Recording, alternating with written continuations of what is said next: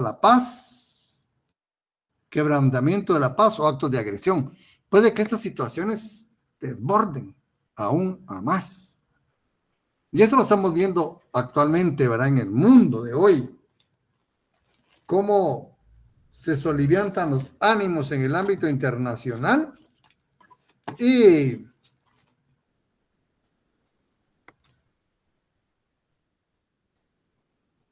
es básicamente imposible tratar de solucionarlos con estos medios, ¿verdad?, de solución de conflictos.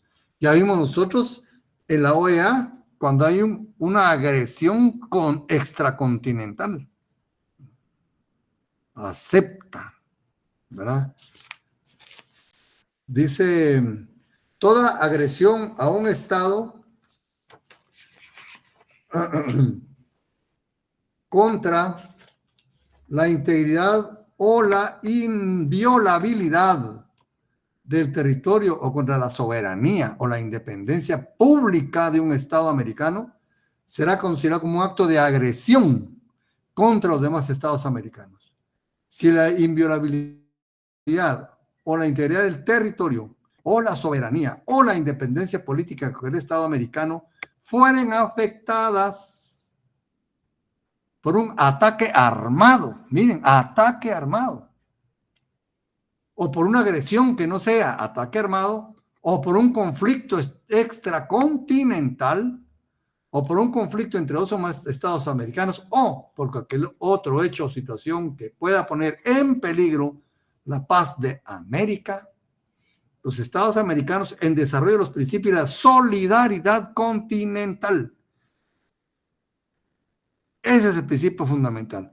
Solidaridad continental, de la legítima defensa colectiva. Miren qué principios más grandes. Aplicarán las medidas y los procedimientos establecidos en los tratados especiales existentes en la materia. Imagínense. Entonces,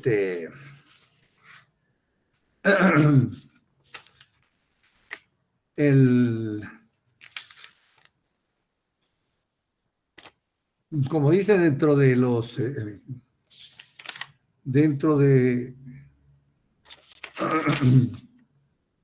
los propósitos está organizar la acción solidaria de los estados, ¿verdad?, en caso de agresión.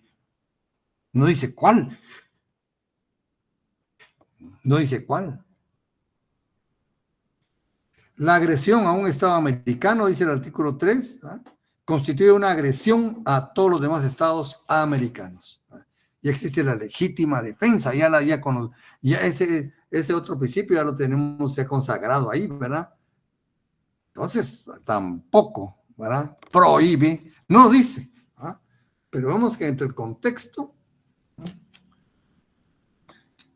puede haber uso de fuerza militar. Y tenemos, ante todo, el Tratado Interamericano de Asistencia Recíproca, el TIAR, que le llaman, o Tratado de Río. Ahí sí. A través de este tratado es que se convoca, ¿verdad?, a la solidaridad continental. Pero también la Carta de Naciones Unidas, pues, nos pinta una situación también ya fuerte, ¿verdad?, cuando dice acción en caso de amenazas a la paz, ¿verdad? El Consejo de Seguridad determinará la existencia de toda amenaza a la paz, quebrantamiento de la paz o acto de agresión, y hará recomendaciones o decidirá qué medidas serán tomadas, ¿verdad? A fin de evitar, ahí estoy en el artículo 39 y siguientes, ¿verdad? A fin de evitar que la situación se agrave, el Consejo de Seguridad, antes de hacer las recomendaciones o decidir las medidas, fixe las medidas, de que trata el artículo 39, ¿verdad?, y anterior, ¿verdad?, podrá instar a las partes interesadas a que cumplan con las medidas provisionales que juzgue necesarias y aconsejables. Bueno, ahí continúa. Aquí estamos hablando de una situación muy tensa. Aquí el 41 habla de la no fuerza armada, el 42 también habla de la no fuerza armada, pero todos los miembros de las Naciones Unidas, con el fin de contribuir al mantenimiento de la paz y la seguridad internacionales, se comprometen a poner a disposición del Consejo de Seguridad, cuando éste lo solicite, el artículo 43, y de conformidad con un convenio especial, ¿sí? O con convenios especiales, las Fuerzas Armadas. Las Fuerzas Armadas no son para hacer una solución diplomática, ¿verdad? Fuerzas Armadas, fíjense.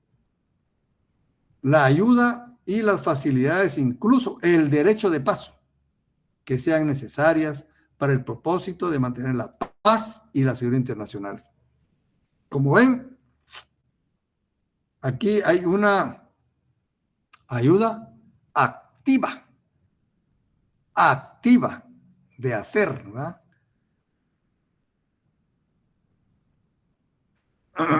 Y aquí pues cómo van a ser las situaciones, ¿verdad? Entonces, ante una situación ya grave, donde hay que, ¿verdad?, se convoca pues a fuerza militar, se establecerá un comité, dice, al artículo 46, perdón, los planes para el empleo de la Fuerza Armada, fíjense, 46, artículo 46. Ven, la ONU tampoco descarta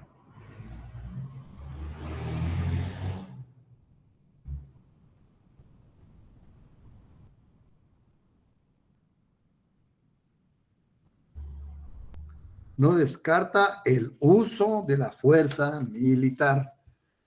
Dice, los planes para el empleo de la Fuerza Armada serán hechos por el Consejo de Seguridad. Miren qué interesante el Consejo de Seguridad. Pero ya vieron una situación, ¿verdad? Solo para cuestiones de trámite no hay veto, pero para los demás sí hay veto. En estos casos, miren, ahí sí existe el derecho de veto. ¿Por quiénes? Por los 5 grandes, ¿verdad? Entonces dice, serán hechos por el Consejo de Seguridad con la ayuda del Comité de Estado Mayor. Se establece un Estado Mayor, fíjese.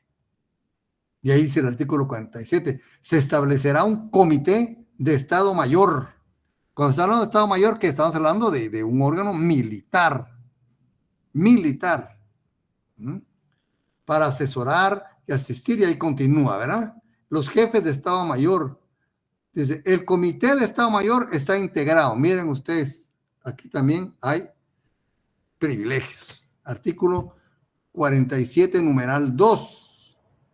El Comité de Estado Mayor estará integrado por los jefes del Estado Mayor, de los miembros permanentes del Consejo de Seguridad o sus representantes. Solo ellos. Ya la fuerza militar mundial, ¿quiénes la concentran? Los países poderosos, ¿verdad? ¿Quiénes son esos 5 miembros? Ya lo vimos, ¿verdad? El Consejo de Seguridad. Solo ellos. De ahí ningún otro país puede formar parte del Consejo del Comité de Estado Mayor, ¿verdad?, de las Naciones Unidas. La acción requerida para llevar a cabo las acciones del Consejo de Seguridad para el mantenimiento de la paz y la seguridad internacionales será ejercida por todos los miembros de las Naciones Unidas o por alguno de ellos, según lo determine el Consejo de Seguridad. Ellos van a determinar quiénes, ¿verdad? Dichas decisiones serán llevadas a cabo por los miembros de las Naciones Unidas directamente o mediante su acción en los organismos internacionales apropiados de que formen parte.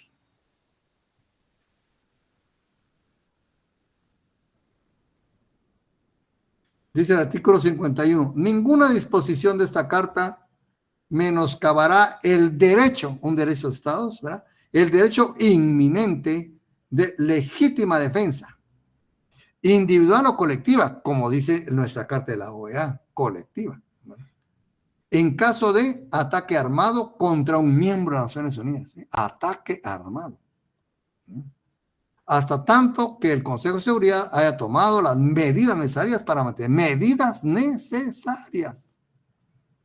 No está diciendo cuáles, ¿verdad? Las que sean necesarias. ¿Se dan cuenta? Entonces, cuando la situación se pone muy tensa, como ven, ya puede haber uso de fuerza militar. Y es en estas conflagraciones donde surge otra, podríamos decir otra rama del derecho, ¿verdad? Que es el derecho internacional humanitario. Este documento que les voy a leer acá, aparte de lo que tiene el doctor Larios, ¿verdad? Aparte de lo que tiene el doctor Larios, les va a ser entregado a ustedes. Es un documento que elaboramos con fines docentes al derecho internacional humanitario. Ahorita lo tenemos en...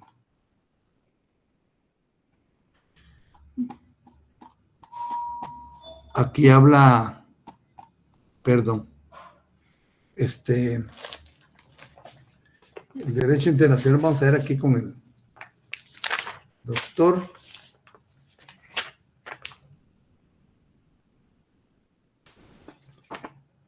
Trate.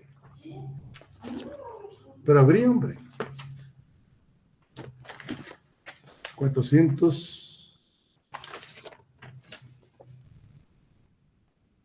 Debemos hacer el asilo. Ahorita vamos a pasarnos el derecho humanitario. Al derecho humanitario también se le llama derecho de Ginebra. ¿Y por qué se llama derecho de Ginebra? Porque fue un suizo el que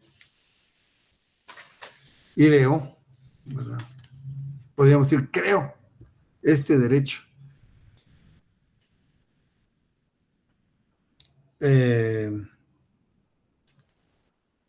Dice, en la actualidad, dice el doctor Larios, ¿no? En la actualidad ya no se habla de derecho internacional de la guerra. No existe el derecho de la guerra. Ya lo habíamos hablado, ¿verdad? Que ya no hay derecho, antes había derecho a la guerra, ahora no. Lo que sí son disposiciones que tienden a humanizar, a minimizar los sufrimientos de la guerra, a aliviar esos sufrimientos, ¿verdad? Que se causan en desarrollo de un conflicto armado, ¿verdad?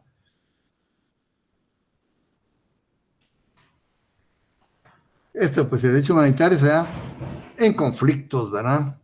Ahora, pues, ya se ha ampliado, pero principalmente en conflictos armados. Pero también se activa ante catástrofes, ¿verdad? También actúa el derecho humanitario, pero principalmente, pues, se hizo para el derecho la guerra, ¿verdad?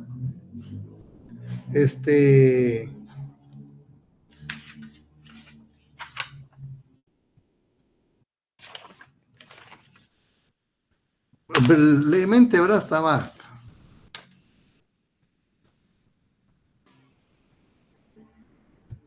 Las guerras producen muchos sufrimientos, ustedes. Y a veces hay sufrimientos innecesarios, ¿verdad? Hay sufrimientos innecesarios. Y eso es lo que trata el derecho humanitario.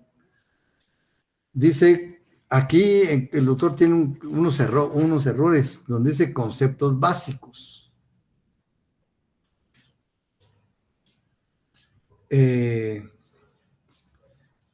Dice, como derecho a la guerra, y él pone jus in bellum, pero no es jus in bellum. Aquí es jus ad bellum. Jus ad bellum.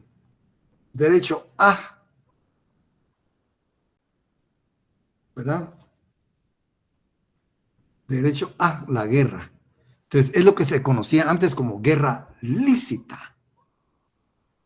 Imagínense, incluso habían guerras por deudas y guerras por deudas privadas.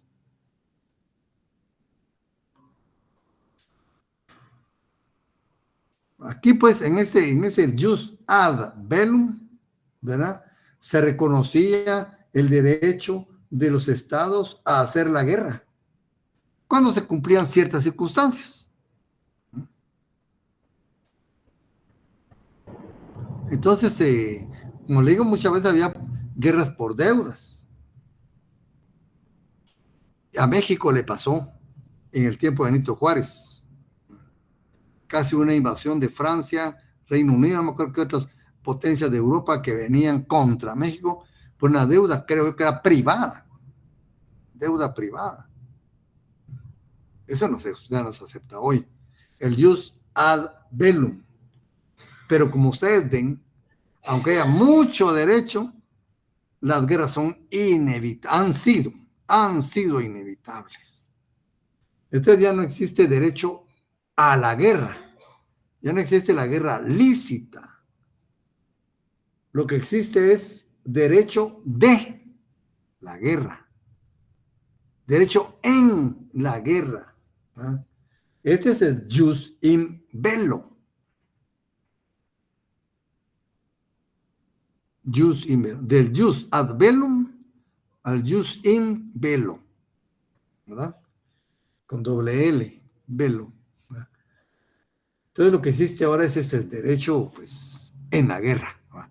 Como fue imposible evitar una confrontación,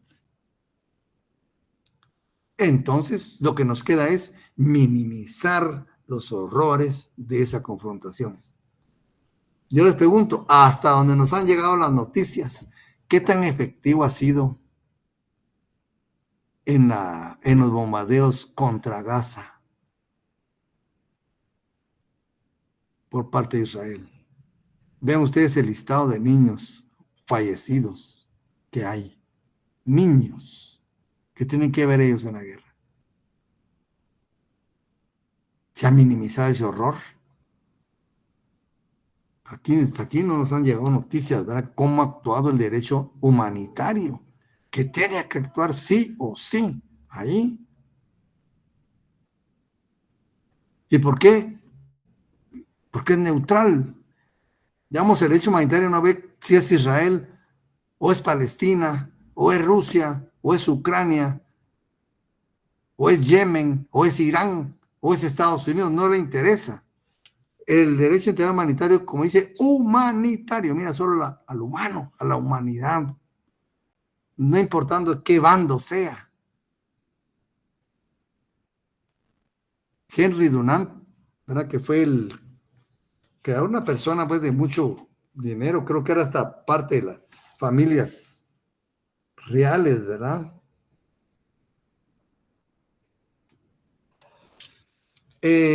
Dice que iba camino pues a un pueblo ahí en Suiza y vio en Europa acaba de pasar una batalla que se llama Solferino. Y él dice que cuando iba en el campo de batalla, que había pasado la batalla, vio muchas personas muriendo de dolor,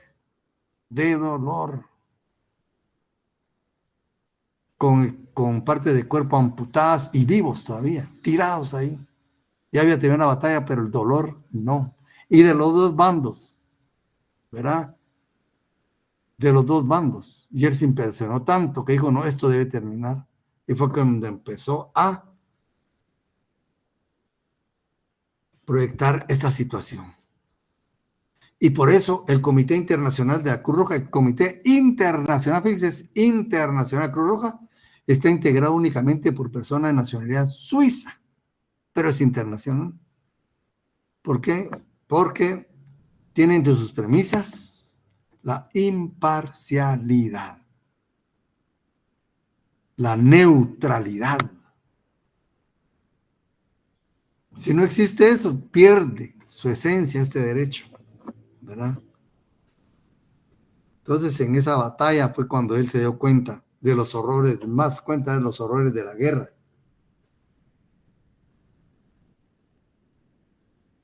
¿Verdad? Entonces,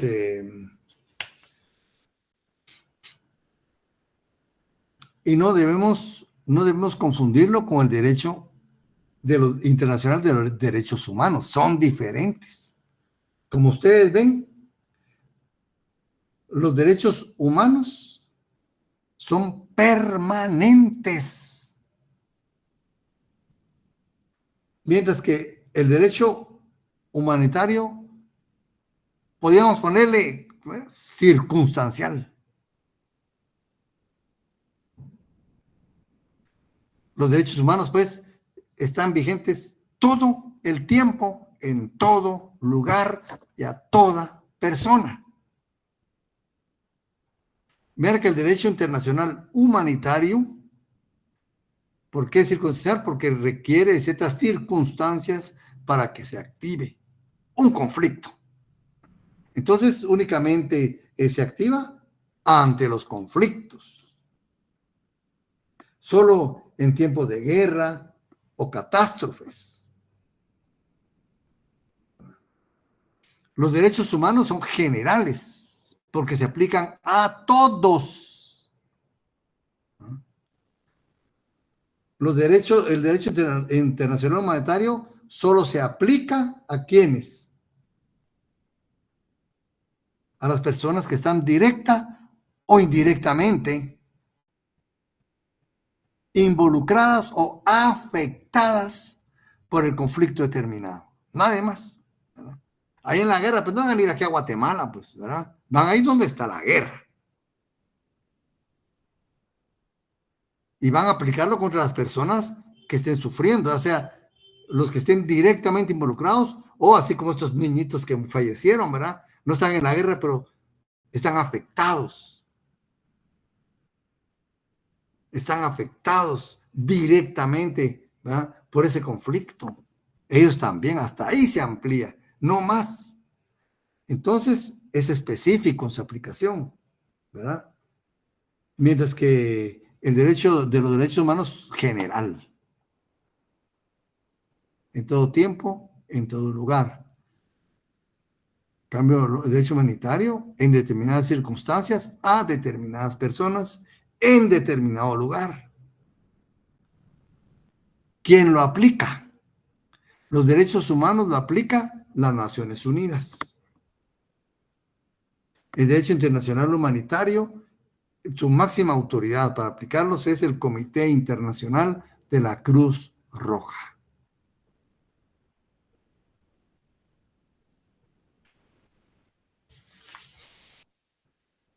Ya ven, entonces, dice aquí, el derecho humanitario lo podemos describir como un cuerpo de normas internacionales de origen convencional o consuetudinario, especialmente destinado a ser aplicado en conflictos armados, ya sean nacionales o internacionales. Fíjese, limita por razones humanitarias el derecho de las partes en conflicto a elegir libremente los métodos y los medios utilizados en la guerra. Yo me pregunto, ¿se habrá visto esto en los conflictos actuales?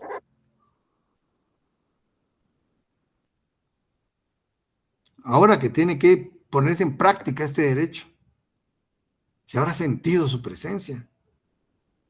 Nosotros, como no estamos directamente involucrados, ¿verdad? No, yo no me atrevería a decir nada al respecto. Pero hasta donde nos llegan noticias veo que no mucho, ¿verdad? Protege a las personas, a los bienes también afectados o que puedan estar afectados por el conflicto. Y aquí el doctor nos habla de las etapas, ¿verdad? Esto primero Dios, lo van a leer ustedes, es que agarran el libro. En la tercera etapa, ya en 1949, ya hablamos del derecho actual, ¿verdad? Los convenios. En 1949 se reunió una conferencia diplomática en Ginebra, pues se llama Derecho de Ginebra, ¿verdad? Para revisar, actualizar, complementar, modificar o reemplazar todos los documentos convencionales anteriores, los que mencionan la primera y segunda etapas, ¿verdad? Especialmente los convenios de Ginebra de 1907 y de La Haya de 1929, y usos y costumbres referentes a la guerra. En dicha ocasión se adoptó 4 convenios, son los 4 convenios de Ginebra. Ahorita no los tengo a la mano, por ahí los tengo, ¿verdad? Que están vigentes, fíjense, vigentes para la casi totalidad de los estados, ¿verdad? Guatemala incluyendo. Los convenios 49 constituyen el derecho positivo actual, adicionado con los protocolos. Hay protocolos. Algo importante ahí es el artículo 3 común. En esos 4 convenios, el artículo 3 es idéntico en los 4 convenios. Ese artículo, léanlo, 3. ¿no? Después se llama 3 común, porque es igual en todos los convenios. Ese artículo 3 es muy importante. ¿Qué convenios son? El número 1, para aliviar la suerte de los heridos y enfermos de las Fuerzas Armadas en campaña, ¿verdad? Para aliviar o mejorar, ¿verdad? Convenio 2, para aliviar la suerte de los heridos, enfermos y náufragos de las Fuerzas Armadas de mar. Convenio 4, número 3, trato de prisioneros de guerra. O sea, este prisionero tiene protección. Convenio 4, protección de personas civiles en tiempos de guerra. Acuérdense que hay población civil muy vulnerable. Muchas veces quedan en medio de los balazos, ¿verdad ustedes? En medio del fuego. ¿Qué se hace con esa gente? ¿Sobre qué derecho se puede actuar? Y hay nuevos convenios, pero también hay protocolos, ¿verdad? El protocolo número 1 complementa las disposiciones aplicadas en caso de guerra internacional. Número 2, complementa las disposiciones aplicables en caso de guerra nacional. Son diferentes, ¿verdad? Y el convenio de Naciones Unidas sobre ciertas armas convencionales. Y 4, convención sobre la prohibición de las minas antipersonales. Fíjense, estas minas eran horrorosas también, ¿verdad? Aquí viene la Cruz Roja, que es un órgano internacional, ¿no? Un organismo internacional, es un organismo internacional, ¿verdad? El gran promotor de los derechos humanos ha sido el Comité Internacional de los Derechos Humanitarios y el Comité Internacional de la Cruz Roja. Fue fundado en 1863 por Henry Dunant. Solamente pueden pertenecer como miembros nacionales de Suiza, lo que les decía, ¿verdad? Tiene su sede en Suiza. Acuérdense ustedes que, ¿por qué la Cruz Roja? Acuérdense que Henry Dunant era suizo. Entonces lo que hizo fue como poner al revés o en negativo a la bandera suiza, ¿verdad? La bandera suiza es fondo rojo y cruz blanca. Y este señor puso fondo blanco y cruz roja como símbolo. Como ven, es al revés de la bandera suiza.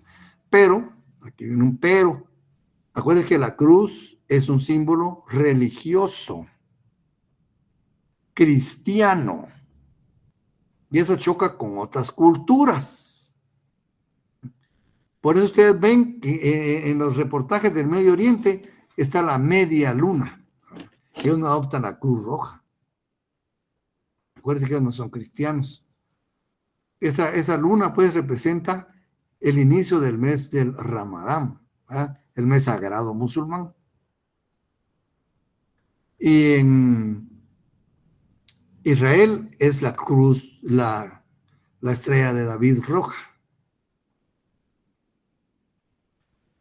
Actualmente, desde hace muchos años, vienen viendo la posibilidad de cambiar un símbolo que no implique cuestiones religiosas ni que moleste a nadie, ¿verdad?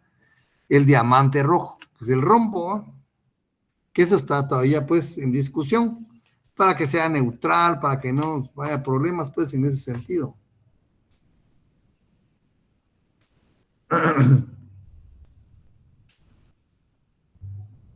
Entonces ven pues que conflictos siempre han habido, ¿verdad? Conflicto siempre ha habido, dice, la existencia del derecho de hacer la guerra, ¿verdad? Siempre ha existido. Jus ad bellum, ¿verdad?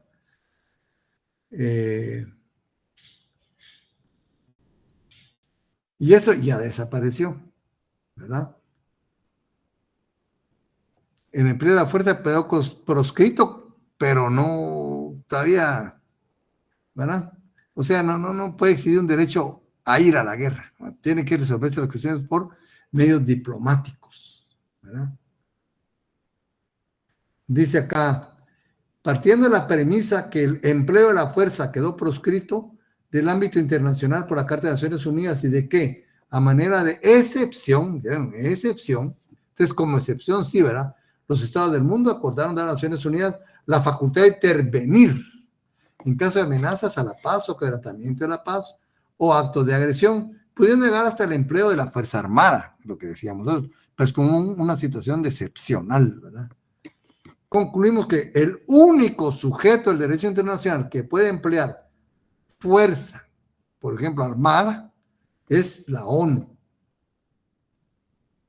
¿verdad? A través del Consejo de Seguridad.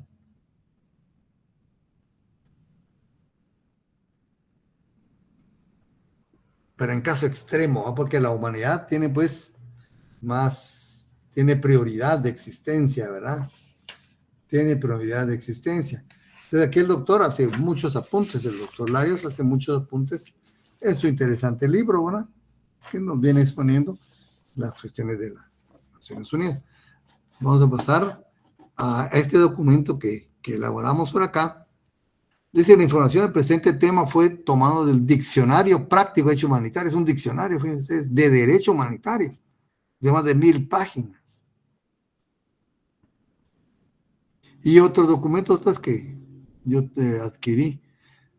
Pero este diccionario lo hizo la doctora y magistrada François, bueno, me imagino que es francesa, directora jurídica de Médicos Sin Fronteras, consultora en Derecho Internacional y Derechos Humanos para diversas organizaciones no gubernamentales y profesora de Derecho Internacional Humanitario del Instituto de Estudios Políticos de París. ¿Verdad? Dice, Derecho Humanitario busca reglamentar cómo se llevan a cabo las hostilidades. Que, como ustedes han visto, no se puede evitar. Algún día se tienen que evitar las guerras, ¿verdad? Pero por el momento no se han podido evitar. El rompimiento, ¿verdad? De procedimientos diplomáticos para resolver los problemas. Entonces, lo que se está tratando es de reglamentar eso, ¿verdad? Fundamentalmente intentando evitar que los conflictos alcancen un punto de no retorno, ¿verdad? Esto es limitar la elección de métodos de guerra para evitar sufrimientos y destrucción inútiles. ¿Qué habrá logrado? Prohíbe determinados comportamientos, eso sí, ¿verdad? Y aunque el mundo está pendiente, porque hay un parámetro de referencia. Prohíbe determinados comportamientos y organiza el derecho a la asistencia en beneficio de los no combatientes, fíjense, para atenuar el sufrimiento causado por la guerra. Incluso, fíjense ustedes que a la hora de que haya una emergencia con personas civiles, la Cruz Roja, pues llamarle la Cruz Roja, ¿verdad? Como derecho humanitario, hay derecho humanitario, ¿verdad? Tiene el poder de que paren las hostilidades en lo que ellos ingresan a atender personas vulnerables, necesitadas. Tienen que parar la guerra y dejarlos trabajar.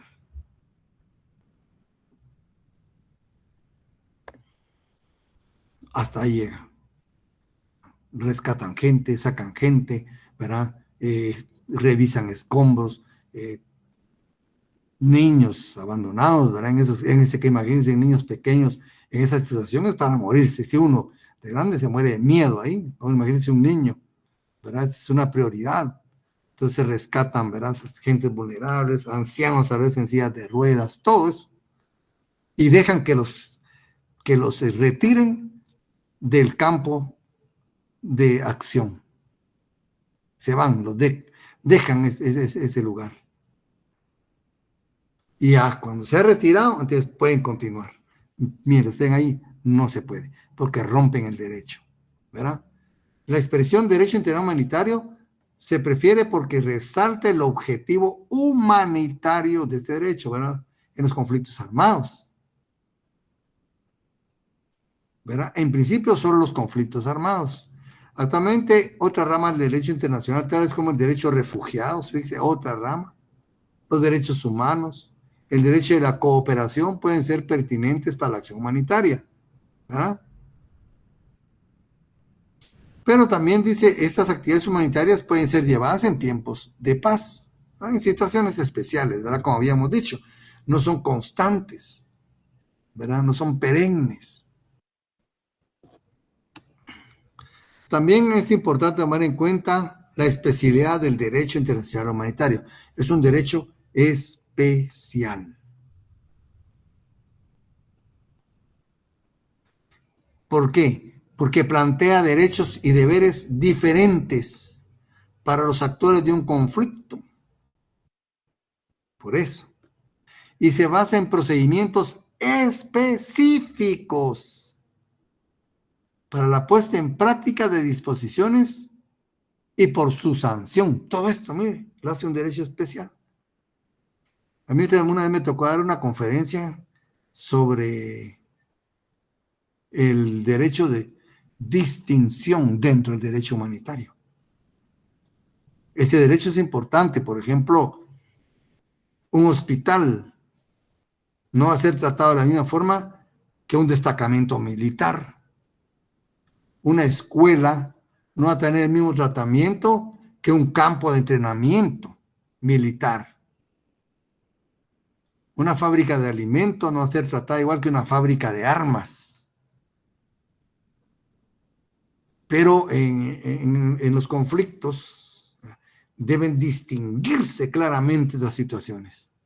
Cuando pertenece uno a un ejército y cuando es una persona, uno civil. Esto es importante. Y eso fue lo que pasó en la guerra de las Malvinas. Fíjense ustedes que Reino Unido rompe el cerco marítimo que tenía Argentina porque disfrazó un barco de guerra como barco humanitario. Le puso la distinción de la Cruz Roja. Y eso no es permitido en la guerra. No es permitido. No se puede. Y ellos lo hicieron. ¿Y quién nos sanciona a ustedes? Rompieron cánones porque Argentina, pues en el cumplimiento, ¿verdad?, de los preceptos jurídicos en tiempos de conflicto, respetó ese símbolo y lo dejó pasar. Y era como dijese un caballo de Troya. Entonces así, pues así se rompieron muchas situaciones, ¿verdad? Y Estados Unidos lo sabía y no advirtió, ¿verdad? Entonces claramente plantea derechos y deberes diferentes para actores en conflicto, directamente en conflicto. ¿Mm?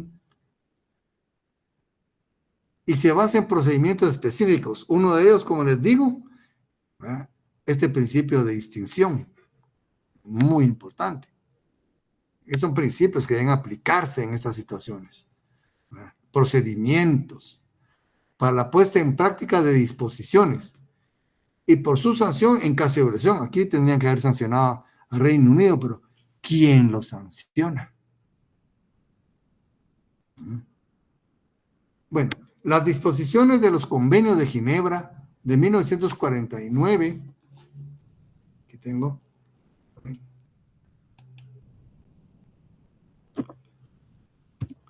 convenios de Ginebra de 1949, ya hace más de 70 años, no sé, 75 años ya. Fíjense. Y los protocolos adicionales en el 77. Son los únicos que organizan en derecho y en la práctica el papel de las autoridades civiles y las organizaciones de socorro en los conflictos armados. Solo ese es el derecho humanitario, los convenios de Ginebra y los protocolos adicionales. Eso constituye todo el derecho de Ginebra, el derecho internacional humanitario. El derecho internacional humanitario defiende un derecho de acción. ¿Por qué? Porque protege a las víctimas de los conflictos a través de la calidad de la acción de socorro que las organizaciones humanas ponen en práctica. Fíjense, no es solo ayudar. ¿Se dan cuenta? La calidad también cuenta. ¿Y qué significa calidad? Aquí vamos a ver, ¿verdad? La calidad de estas acciones depende de la calidad de la ayuda. Debe ser suficiente, apropiada y rápida. Yo le pondría oportuna.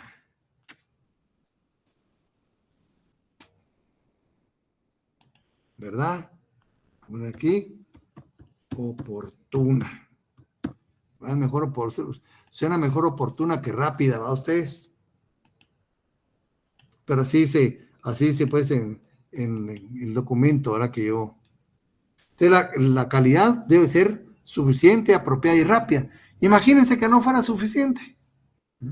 Que hay 100 personas que tal vez heridas, con dolor, con sufrimiento, y solo para atender a 10 y caen 90 tiradas. No tiene razón de ser, ¿verdad? Y que no sea oportuna. Que en el ínter de que llegaron ya habían muerto otras 200. Entonces, ¿qué calidad, qué efectividad tendría entonces el derecho? Ninguna, ¿verdad? Entonces, la calidad de ayuda. Su conformidad, ese es otro, su conformidad con los derechos provistos por el derecho internacional humanitario para socorrer a las distintas categorías de personas protegidas. Fíjense, hay categorías de personas. Hay combatientes, hay prisioneros, hay civiles, hay ancianos, niños, minusválidos o personas con capacidades diferentes. ¿Verdad? Entre otros. Por eso han visto ustedes, dicen, fue atacado, ¿verdad?, un edificio donde se concentraba el Estado Mayor de. Ese es distinguir, ¿verdad? Entonces dice, para socorrer a las distintas categorías. Este es el principio de distinción. Las categorías que existen. Hay que distinguir esas categorías. No es lo mismo un soldado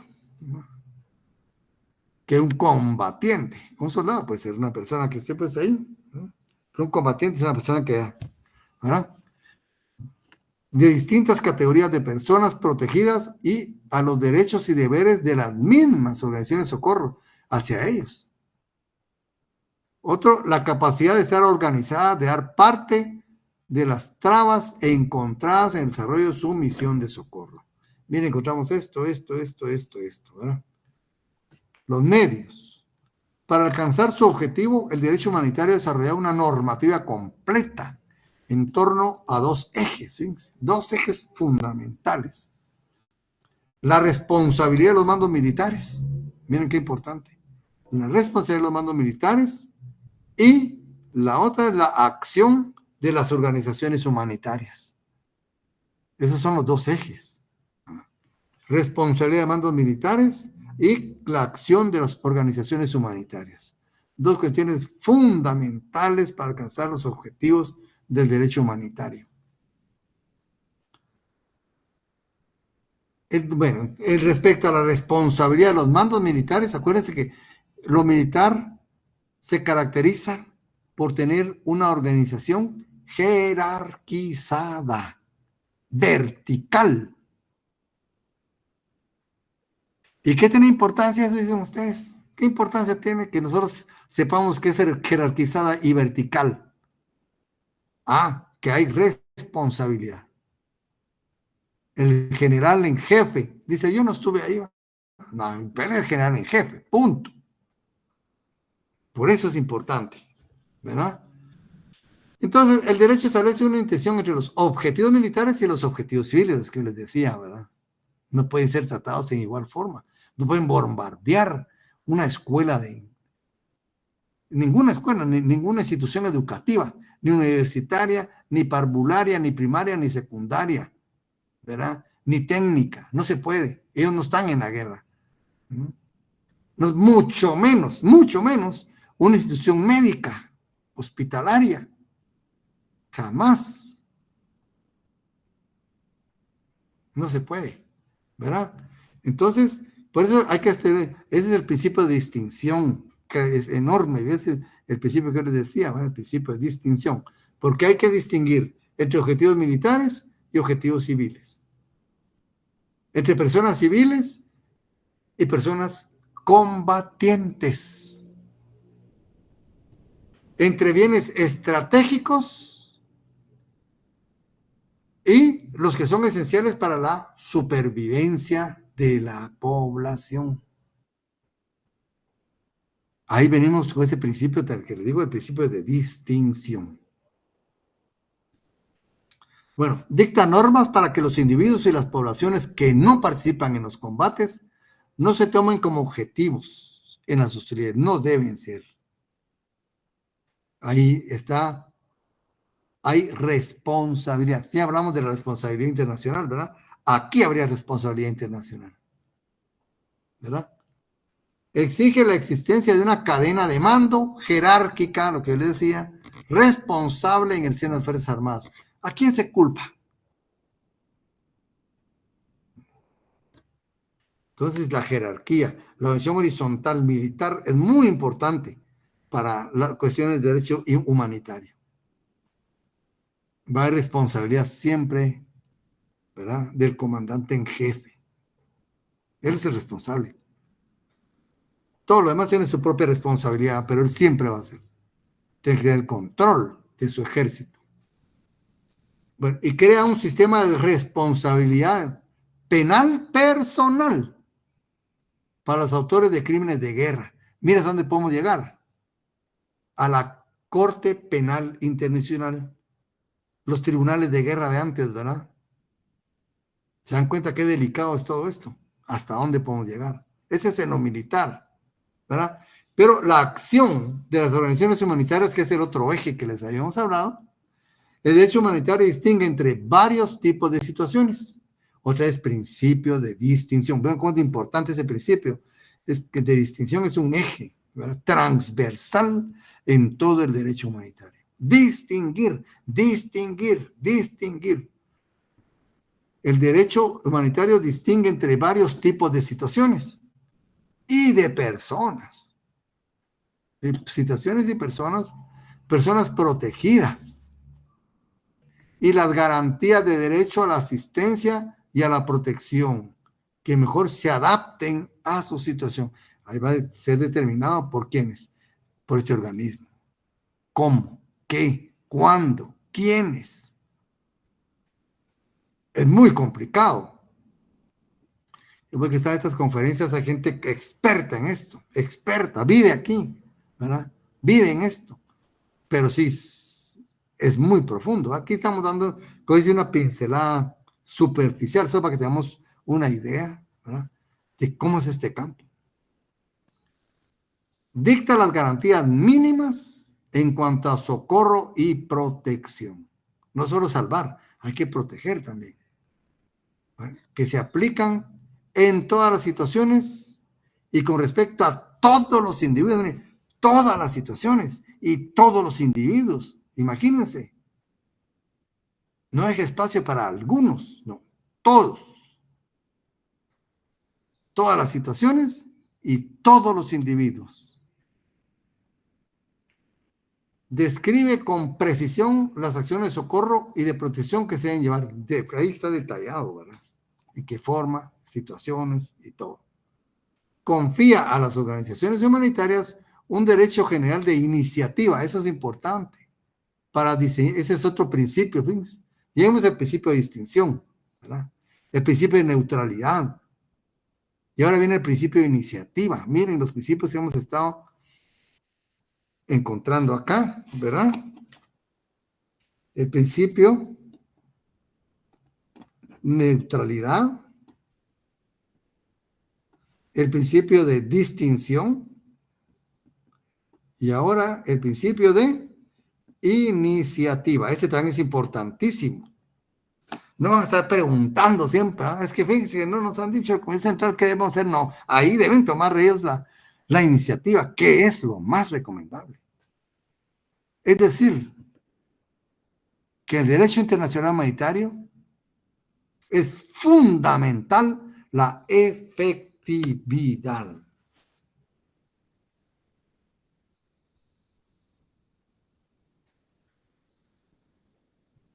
Si no es efectivo, pierde su razón de ser. Así de sencillo.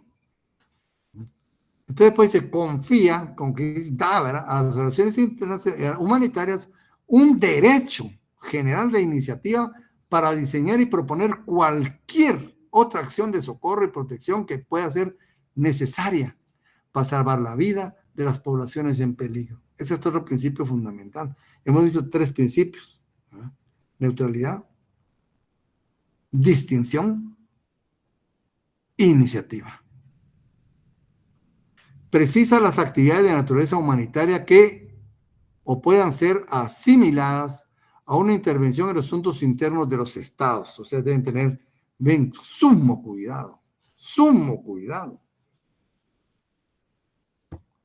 porque si se pasan, bueno, la Cruz Roja ya intervino en los asuntos internos. El método, entonces tienen un método, ¿verdad? El método dice, contrariamente a lo que ocurre con los derechos humanos, el derecho humanitario no plantea derechos universales, ya habíamos dicho eso, ¿verdad? No plantea derechos universales aplicables a todos. La especificidad de los 4 convenios de Ginebra es la de proceder por categorías. Esas categorías van a tener vida dentro del principio de distinción, porque esas categorías requieren un trato específico, ¿verdad? Definen normas de trato mínimo aplicables a las categorías, ¿verdad? Y por eso es importante todo esto, ¿verdad? Es bueno que lo vayamos sabiendo porque vemos a la Cruz Roja, pero miren todo lo que tiene detrás, toda la teoría que tiene detrás, todo el estudio que tiene detrás, es grandísimo, ¿verdad? Entonces, procede por categorías. Definen normas de trato mínimo aplicable a las categorías, ¿verdad? ¿A las categorías de quiénes? De las personas protegidas en diferentes situaciones. ¿Verdad? En diferentes situaciones. Así, el derecho aplicable es diferente según se trate de un conflicto armado internacional, también de un conflicto armado interno, según se trate de un territorio ocupado, de una zona asediada, ¿verdad? Es igualmente distinto según se trate de enfermos, de civiles, de mujeres, de niños, prisioneros de guerra, combatientes. Miren todas las categorías que hay. Y cada categoría requiere un trato especial.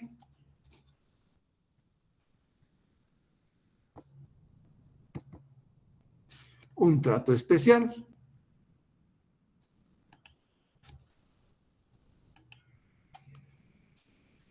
Entonces, en derecho humanitario, la calificación jurídica de las situaciones y de las personas constituye una apuesta jurídica y política de mucha importancia. Hay que calificar situaciones y personas. Porque de esto dependen los derechos de los individuos. ¿Qué le vamos a aplicar? ¿Cómo? Va a depender. ¿O ustedes creen que a un soldado combatiente se le aplicará igual a un niño? ¿O mujeres en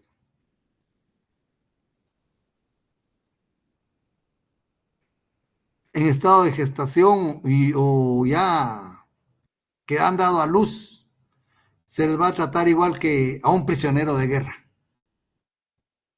Todo eso hay que distinguirlo, como ven, se dan cuenta, no, es imposible tratarlos iguales. Por eso hay que distinguirlo. Bueno, entonces, en el derecho humanitario, la calificación jurídica de las situaciones y de las personas es importantísimo. De esto dependen los derechos de los individuos. Pero no digamos solo de los derechos adecuados, ¿verdad?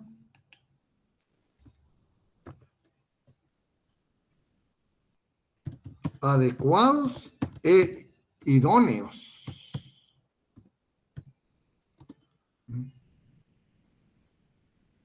Adecuados e idóneos de los individuos, ¿verdad? No es cualquier derecho, pues es que lo importante es que ese cúmulo de derechos que vamos a aplicar a esa persona sean totalmente efectivos, ¿verdad?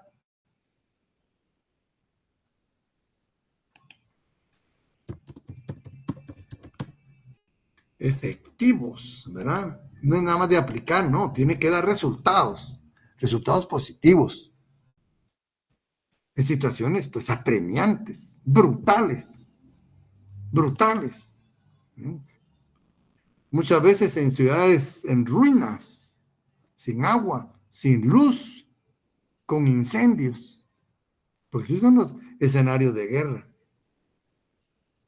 edificios desplomándose, todo eso se está dando ahorita, ustedes ven, no es teoría.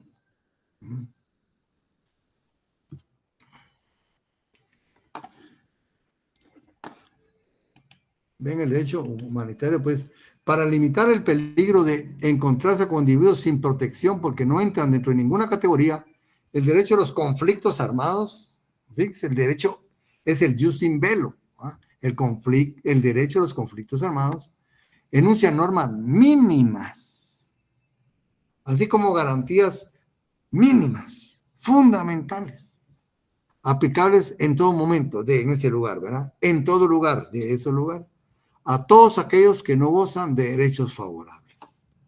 En el campo de los derechos humanos, ya vamos, los convenios internacionales enuncian de igual forma determinados derechos que se consideran inderogables. ¿Cuáles podrían ser? El derecho a la vida, principalmente. Esto significa que los estados no pueden suspender jamás su aplicación invocando situaciones de disturbios internos o de guerra. Hay derechos humanos que ni ahí pueden restringirse, ni dentro de un conflicto armado. Bueno, entonces el derecho internacional humanitario tiene su interpretación y aplicación, ¿verdad? Si el derecho de los conflictos armados está concedido para ser aplicado en situaciones precisas, pues vemos que no es como, esto lo diferencia de los derechos humanos, ¿verdad? Los derechos humanos se aplican en todo momento, en todo lugar y en toda situación. El derecho humanitario se aplican en situaciones precisas, ¿no?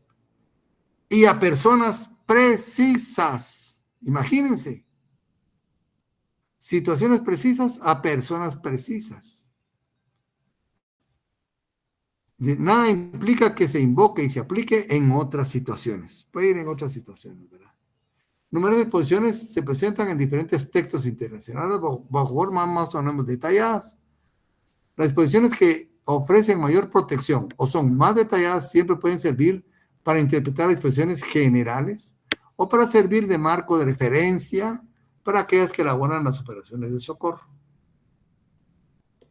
Esto es particularmente importante ya que las normas que gobiernan los conflictos armados internacionales son bastante más detalladas que las que se aplican en conflictos internos. Son un poco menos precisas, menos eh, detallistas, ¿verdad? Las disposiciones del primero también se pueden utilizar para dar contexto a las principales que bueno, en otros contextos. Contenido del derecho humanitario. Este contenido varía según la naturaleza de los conflictos. Por lo tanto, es preciso distinguir entre derecho de los conflictos armados internacionales de los no internacionales, o sea, de los nacionales, ¿verdad? Dice, el derecho de los conflictos armados internacionales previstos por los 4 convenios de Ginebra en 1949 y el primer protocolo adicional de 1977. Y el derecho a los conflictos armados no internacionales, previsto en el artículo 3 común, en lo que les hablaba, ¿verdad? A los 4 convenios de Ginebra, completado por el segundo protocolo adicional de 1977. Como ven, estos conflictos tienen alguna situación muy especial para ellos mismos, ¿verdad? Muy especial para ellos mismos.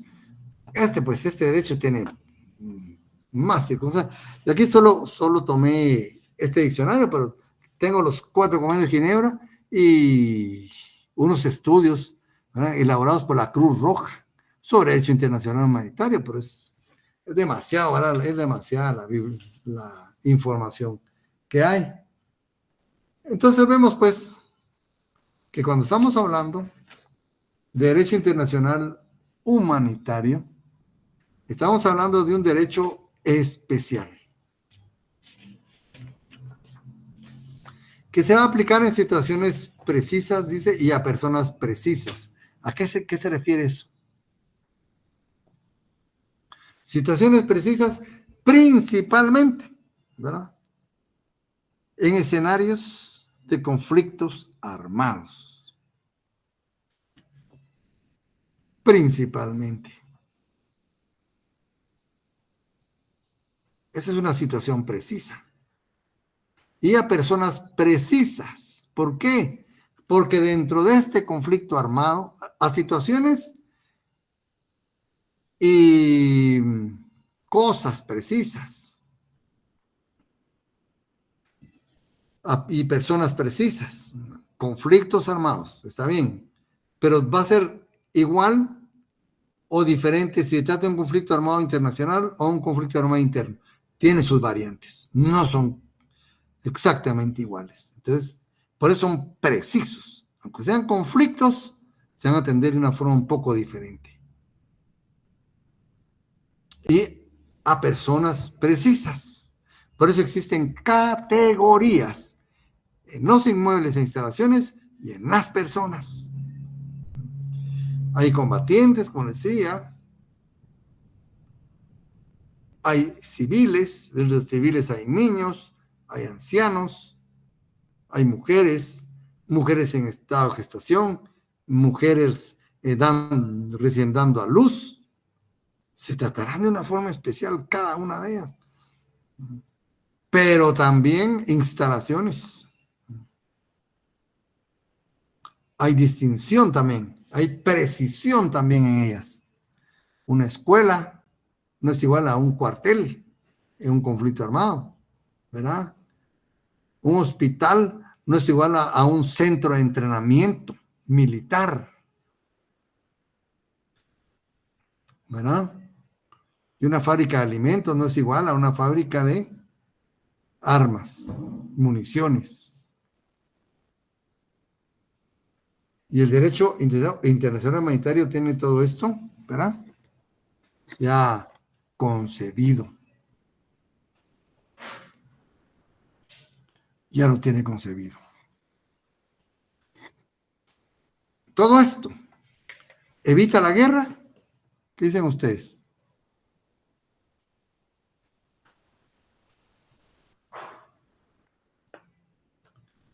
¿Sí? No la evita. pero minimiza el dolor, minimiza los horrores de estas situaciones.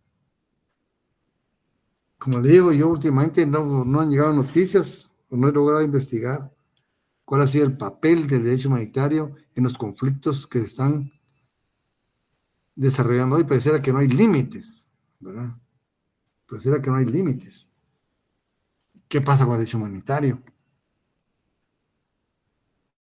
Y tan importante, miren, hubiera evitado tanto, ¿verdad? Entonces dice el doctor Larios aquí, ¿cómo comienza una guerra? Una guerra comienza por medio de una declaración expresa, ¿verdad? O como resultado de un ultimátum, o por un comienzo efectivo de hostilidades. Ya vimos, ¿verdad? La ausencia de declaración involucra responsabilidad internacional para quien la inicia. O sea, debe haber aviso, ¿verdad? Pero sin embargo no se dan. Muchas veces pues, la tensión se da, ¿verdad? Y se percibe únicamente. ¿Y cómo termina una guerra? Por un tratado de paz. Pero fíjense que estos tratados de paz sí hay mucho que hablar porque muchas veces al perdedor no le queda más que firmar ese tratado. Y queda humillado, queda afectado, queda golpeado. Es lo que pasó con los tratados del Versalles, si no me estoy mal, que le dieron final a la Primera Guerra Mundial, que dejaron humillada a Alemania. Francia le quita una cantidad enorme de donde existen minas de oro, le quitaron dinero, ¿verdad? Se embargaron bienes, territorio. Estos tratados de paz muchas veces son muy débiles, pero así puede terminar, ¿verdad? Por un tratado de paz, por la extinción de una de las partes, capitulación, puede ser una capitulación, ¿verdad? La rendición, perdón, por la extinción de una de las partes, o sea, que las exterminen totalmente, ¿verdad? Lo que podría haber pasado con Ucrania si no lo estuvieran defendiendo otros países, ¿verdad? Por el cese efectivo de hostilidad, ¿verdad? Los dos dejamos de aquí, quedamos ya, nos cruzamos un par, ¿verdad? Y ya, y termina. Puede ser, o por la rendición incondicionada de una de las partes. Capitulación, ¿verdad?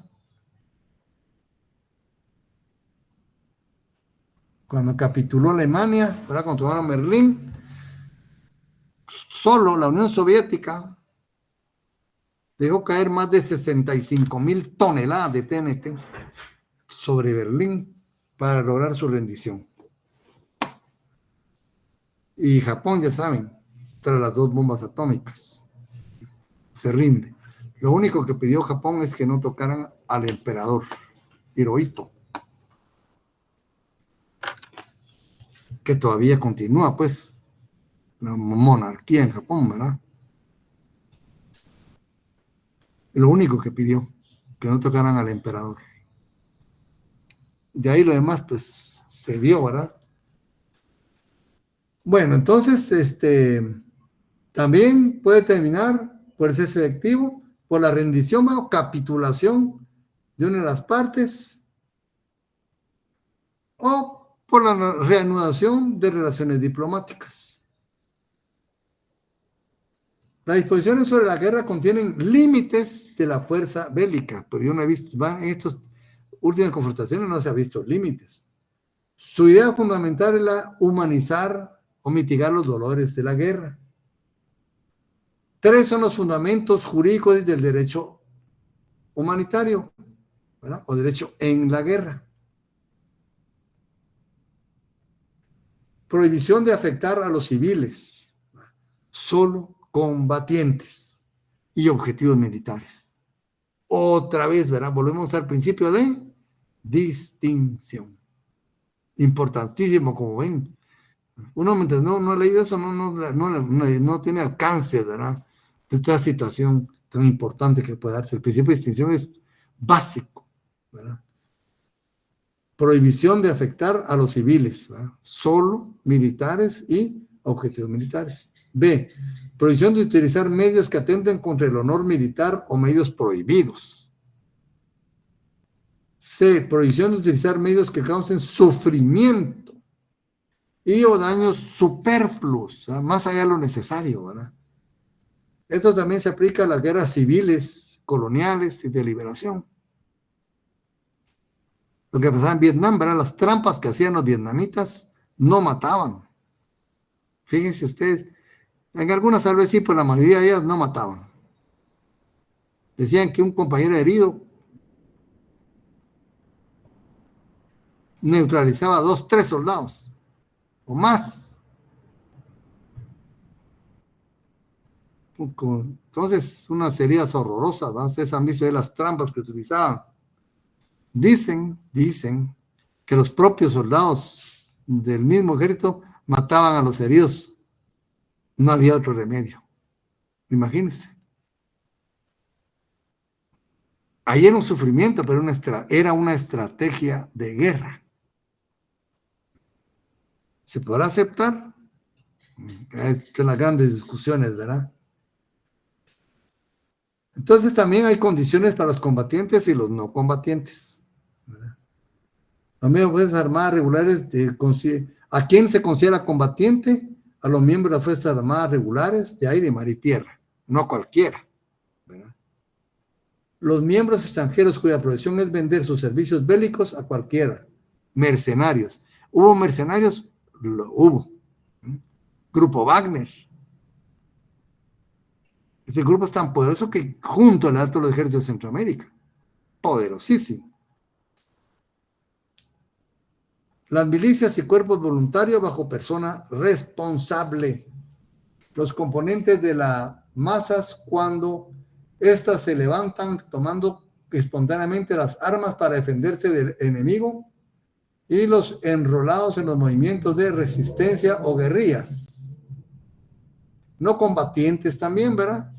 Son aquellas personas que debidamente identificadas, principio de distinción. Cuando hay esa guerra así, no hay que ponerse pues camuflaje ni nada, si uno no es militar, es andar de civil. Debidamente identificados como son los ministros religiosos, los médicos, importantísimos, ¿verdad? Paramédicos y otros civiles obligados, acompañan a los combatientes, gozan de beligerancia pasiva. Son parte, pero por consiguiente no pueden llevar a cabo hostilidades. Eso sí, jamás un médico va a agarrar un fusil. Nunca. Ni un paramédico, ni una enfermera. No pueden. Ahí, ¿quién está violando el derecho ahí? Ellos. Porque eso se les va a respetar en su condición, ¿verdad? De profesionales de la salud. O un capellán del ejército, ¿verdad? El padre. Eres un religioso, pues, que va a dar el confortamiento espiritual, ¿verdad? O un pastor evangélico, ¿verdad? Que esté al servicio de los militares, ¿verdad? Para darles respaldo, que tanto se necesita, me imagino, en esos momentos, ¿verdad? A ellos no se les puede tener como objetivo militar. Esa no es su función, ¿verdad? Y también está la protección a las víctimas de guerra. Como ven ustedes, pues hay prisioneros de guerra. No es lo mismo víctima de guerra que prisionero de guerra. Ustedes, por favor, me van a leer esto y me van a poner en qué se distingue una víctima de guerra de un prisionero de guerra. ¿Me entienden? Entonces, dejamos aquí, compañeros, y primero Dios, nos vemos el viernes. Ya sus notas van a estar en estos días. Hoy ya acá terminé de ordenarlos y vamos a proceder ya a pasarlos en la máquina. Muchas gracias por su atención. Y primero nos vemos el día viernes. Gracias, licenciado. Feliz noche. Feliz noche, Por favor, licenciado. con su Muchas permiso. gracias.